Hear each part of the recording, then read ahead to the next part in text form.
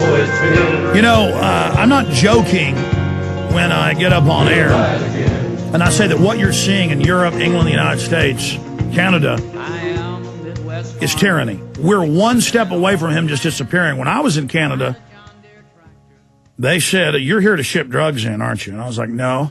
And they said, "Listen, we find one porno picture on those computers, you're going to get years and years in prison." And I said, "These are our office computers?" And I said, "What, like illegal porn?" He goes, "No, anything. Topless girl, you're going to prison." So they spent hours and hours searching them. Thank God none of the office computers, because who hadn't clicked on something by accident or on purpose or whatever? You know, porn's everywhere on the web. None of it on our computers. And they were cussing at me, screaming at me. It sounds like the Greeks aren't that mean. They didn't shove on him and grab him, he said. But that's where this is going. I mean, I was there being told how I was going to be going to a Toronto prison. Going back to our guest, London Guardian reporter, he's filed two stories now, one about his arrest yesterday and one about how he was going, and breaking it down. And we go back now to Charlie Skelton. Charlie, you're in the police department right now. Are you miles away from the meeting spot of Bilderberg? Hello? Yes, sir. Sorry, I couldn't hear you. There was loud Greek voices. Sorry. So you're just stuck in the police department, and that's the end of it?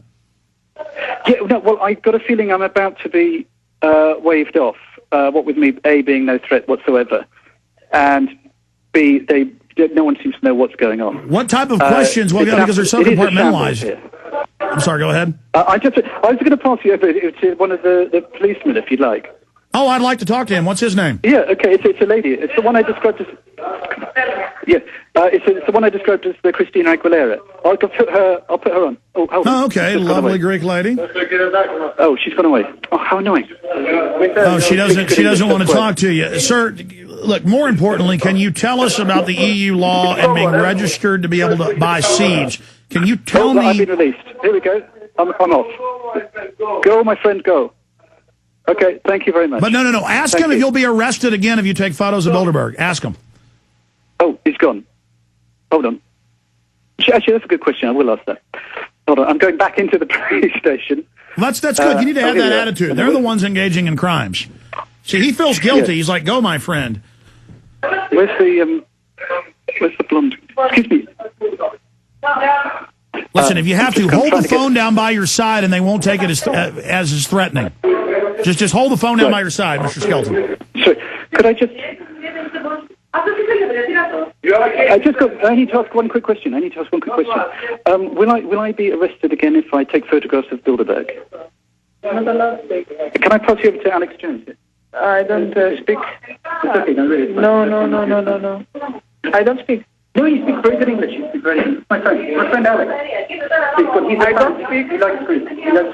I don't speak through the telephone. It's not allowed to me. Ask her the question again. Okay, what can I just clarify? Am I allowed to take photographs of Bilderberg?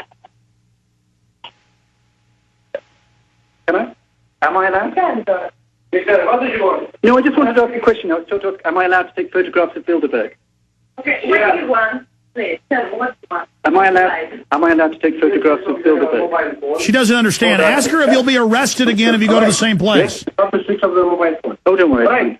Anyway, say hi to Alex. You want to speak French? You want to speak? Hello, how are you doing? I know it's a police station. I'm quite often here. Is there freedom of the press in Greece, or are you a fascist country? Can he take photos of foreign banker rulers who are bankrupting you now and will enslave your family's future police officers? Police officers, do you serve Hitler? Do you serve Stalin? Thank you. Did they answer? I'm a free man. Second time freedom. Well, okay, but they will not answer. Well, you know what? Maybe you should go back down to Bilderberg right now and see if they put you back in. It'll kind of become like a merry-go-round, you know. I think I might not. I think I might. You know what? I would go down there. I would go down there and I would say, I've been told it's okay for me to do this because them releasing you. I would file a formal complaint. This is what you ought to do. I would go to the British Embassy and I would make an issue out of this London Guardian. I mean, you're a British citizen or subject. and you supposedly have these rights, and you're in the European Union, I would complain to the European Union embassy, and I would say the freedom of the press is being violated by a bunch of criminal bankers meeting. This is a big deal. You got to file complaints, man. I'll tell you what, for you, I will file a complaint, okay? Well, for all of us. Yeah, but yes, it is for me. It is for my future as well. Yeah, no, I know. I mean, I'm interested to see what's going to happen to anyone. I mean, there's a growing number of people here from the alternative media, and I think there's a few just generally interested parties turning up, and a couple of protesters I know are going to. I spoke to one guy who's going to be here. I mean, I'm just interested to see what's going to happen and how hard the Greek police are going to be, hitting, and how, well, hopefully not literally hitting, but how serious they're going to take it, because as far as I can tell, they're taking it pretty seriously. Well, I saw photos in the London Guardian. Were those your photos where they look very agitated and they're surrounding you? Yes, that was. That's the one that really kicked things off, that photo. And you say they were grabbing and shouting at you then. That one officer looks like he's 12 years old. What happened? He was a nasty little fellow. I wouldn't mind if he drove his car into the marina. I didn't like him. I like some of the others; they were fine. But it's very strange. It makes it. You know what the situation does is it makes bad people out of good people. Operative word, little fellow. He has a Napoleon complex, probably. Yeah, I didn't like him at all. He's a bully. Anyway.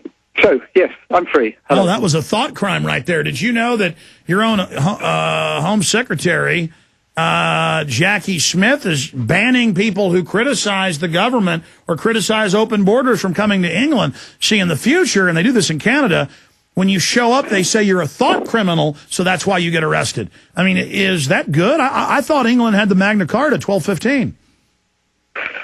1215, almost lunch. Do you know what? I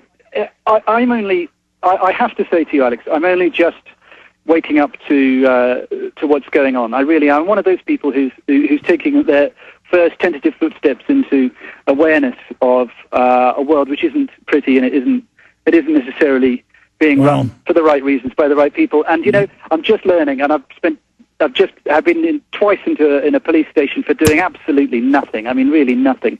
And it's a wake-up call for me, and I hope it's a wake-up call to some other people.